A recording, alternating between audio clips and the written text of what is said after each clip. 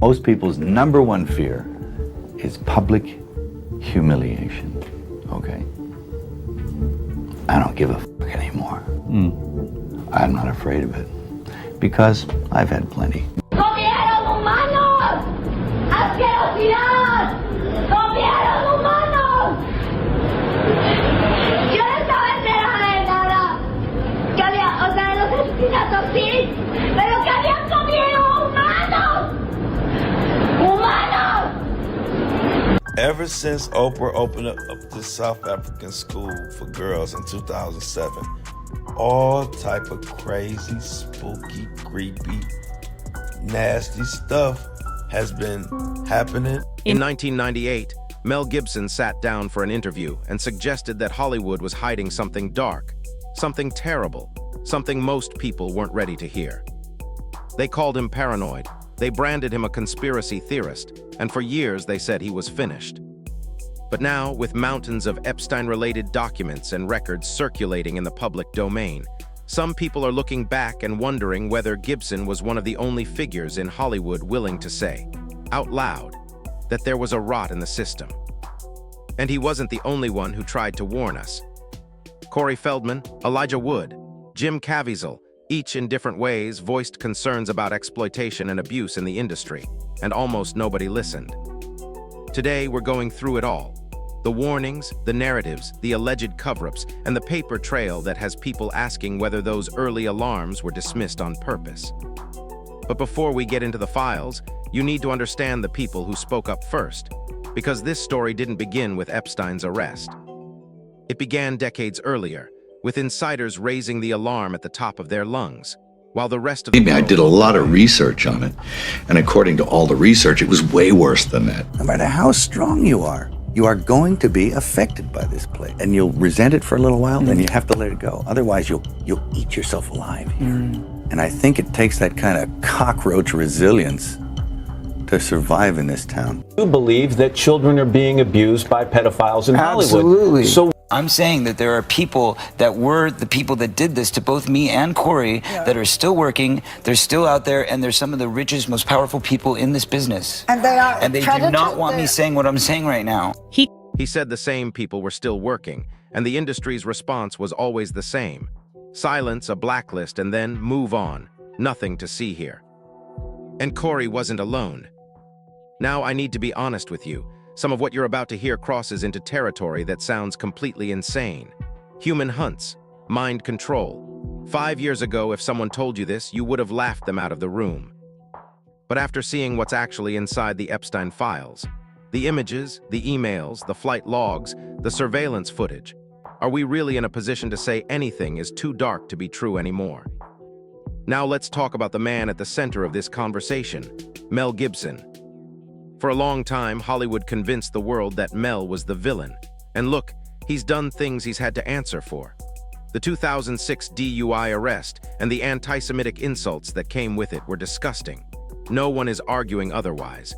He's openly admitted his alcoholism, and he has apologized more than once. But here's the question the media never seems willing to ask. Was the ferocity of the backlash really about what he said during that arrest? Or was it about what he had been saying for years before it? About the darkness he claimed he ran into the moment he entered Hollywood, when he was just a 25-year-old trying to make it in the business. Because back in 1998, Mel sat down for an interview on a program called Hollywood Conversations, hosted by filmmaker Mike Figges. And what he said in that interview has aged like prophecy. The first time I really came over here, I had a whole bunch of weird paranoid suspicions about what the hell was going on, because there was a lot of stuff I couldn't understand. Right. And nobody was really bothering to explain it to me. They don't. And and I formed a bunch of opinions about the town and about the people in it that were like, surely that couldn't be, because a whole place can't be like, Weird Town, where the stranger wanders in and all the people are in the bar and they all shut up when he looks at them. And they tell you don't go into the house on the hill. And it's like that. And And then you go away and you think, no, I was wrong. I mean, that's insane thinking. I'm paranoid. I imagined that stuff. That couldn't be the reason for why so-and-so was acting like, could it? And then you find out later on the track. He came into When he first arrived in Hollywood, he said he immediately felt that something was off. He compared it to a scene from a horror film. A stranger walks into a small-town pub, and suddenly everyone goes quiet, like the room has agreed without speaking that you don't belong there. He said he started forming impressions about the people in that world, judgments so dark he didn't even want to believe them. He tried to talk himself out of it. He told himself he was just being paranoid. You are exactly on track with a lot of this stuff. Not specifically on track, but that you could, that some of your worst nightmares were real at the time, and you think, now this is what I mean by actually starting to swim up or downstream with the rest of the salmon, you know, eventually, if you stay here long enough. You'll find yourself doing that. And you have to, there's a way of doing it without doing it. And that takes time. And it takes relaxation. Some of what he hinted at in 1998 sounded like the stuff of your worst nightmares. Yet here we are, years later, with the world forced to confront how real that kind of darkness can be. He said it in 1998, long before Epstein was arrested, and long before the flood of documents, records, and allegations became public. Back then, mainstream media framed the interview as rambling, just a quirky actor being dramatic. Nobody treated it like a warning. But if you watch it now, with the Epstein story in the background, the trafficking claims, the parties, the surveillance, the powerful names that have been reported and debated, it lands completely differently.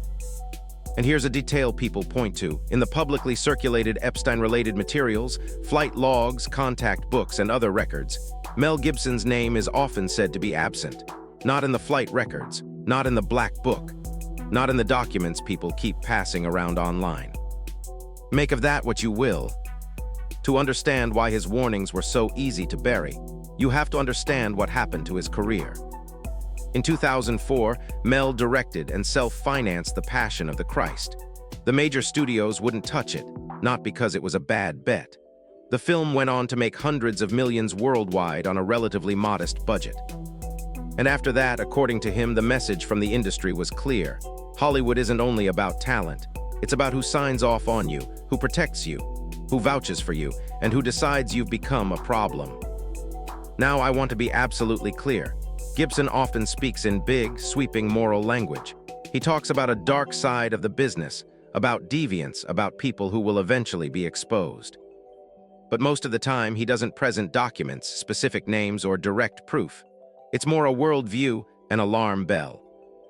And that mindset resonates with a lot of people, especially those who already believe Hollywood has a history of protecting powerful men and punishing inconvenient truth-tellers.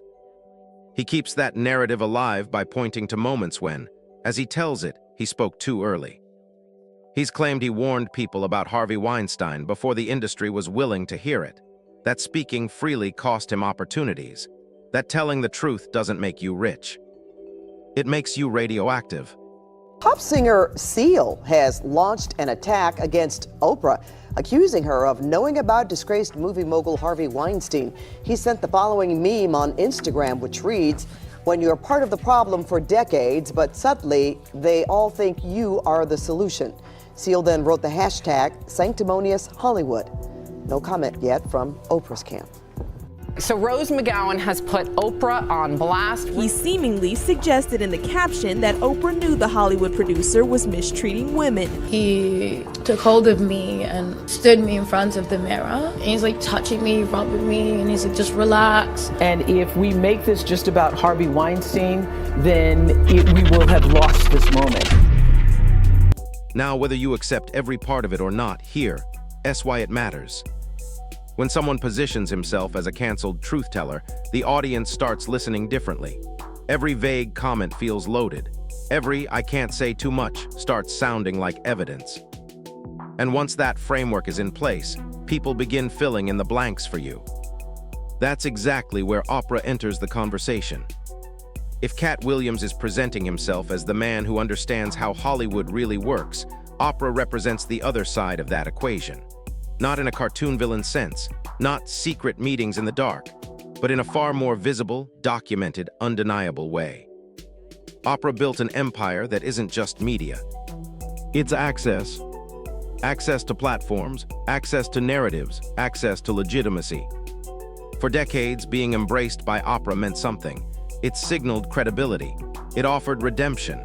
It suggested that whatever story you were telling had cleared a certain cultural threshold. And that matters because power doesn't always show up as punishment. Sometimes power shows up as permission. Now this is where people get sloppy online. They jump straight from Oprah has influence to Oprah controls everything, without stopping to separate what's actually proven from what's simply assumed. There is no credible evidence that Oprah runs some organized blacklisting machine. There's no proof of secret directives being sent out to destroy critics or erase detractors. People speculate, people guess. But there is a long-standing belief, especially among performers, that crossing powerful people can quietly close doors. Not because someone has to retaliate directly, but because connections matter, reputations travel. And Hollywood is smaller than most people think. And if we make this just about Harvey Weinstein, then we will have lost this moment. Oprah Winfrey opened up for the first time publicly about the past 2 weeks' worth of harassment and assault claims against Harvey Weinstein during her Wednesday appearance on CBS this morning. I'm always trying to look for the rainbow in the cloud, whatever is the silver lining, and this is what I do know for sure. Something that's major happens when you have the fallout, 50 women coming forward, that it's a watershed moment. He isn't saying Oprah personally picks up the phone and ruins people's careers. He's saying the system itself protects certain people and punishes others without ever leaving a paper trail. And once you understand that, you understand why his words hit the way they do. Because Cat doesn't just criticize individuals, he challenges institutions. He talks about gatekeepers, about handlers, about the people who decide who gets elevated and who simply disappears. And even when Oprah's name isn't spoken, the internet inserts her anyway, as the face of that kind of power, because she's one of the few black women in Hollywood whose influence is both massive and undeniable. Now let's bring in another name that keeps complicating this conversation, Monique. During Cat's Dark Matter tour, Monique went directly at Oprah and Tyler Perry. And if you followed her career at all, you know this didn't start with Cat. It goes back years. Back to contract disputes, back to accusations of blackballing, back to Monique saying she was punished for speaking up. So what actually happened? What happened? Oprah Winfrey called us up and she said my brother wanted to come on the show. Your older brother you described as a monster, and he abused you. Yes. From the time you were 7. How did he abuse you? Are we talking about sexual abuse? Yes. She said, if you don't want me to have your brother on the show, I will cancel the show. But I wanted to call you up to see how you felt first. Monique thought Oprah had her back, but that was not the case. I began to see commercials with my brother, my mother, my father, and my other brother. Now, the reason why that means so much is because in the conversation we had about my brother, we then went deeper. And we began to talk about our relationships with our mothers and our fathers. She never said my mother was coming on that show, because had Oprah Winfrey said, I'm gonna have your mother, I would have said, shut it down. Not only are you betrayed by somebody that you thought was your friend, but somebody that has lived the same experience as you and should know how deep that would hurt. It probably was a really bad mistake on Oprah's part, but according to Monique, Oprah didn't apologize for it. So one night at a party, Monique had a chance to confront her. I looked to Oprah Winfrey and I said, you know, you and I need to have this conversation. Why would you have my mother on your show? And she said, if you think I did something wrong, I want to apologize. No, Oprah, it ain't what I think. You did do something wrong. You had full intentions of having my parents on your show and not saying anything to me. Yeah, did Oprah ever actually apologize? No, and she doesn't really address Monique. Even when she's asked about her in interviews, this is what she said. It's impossible. If you meet negative with negative, you will just have a combusted negative force and negative energy. You have to rise above it. You have to transcend it. You have to be the light. So now it looks as if Kat was co-signing every phrase, as if they were launching some concerted exposé. And that's simply not true. Supporting someone's freedom to speak doesn't inevitably imply you share every gripe they have. And let's be honest, nuance doesn't travel well online, especially when people are already primed to believe there's something dark being hidden.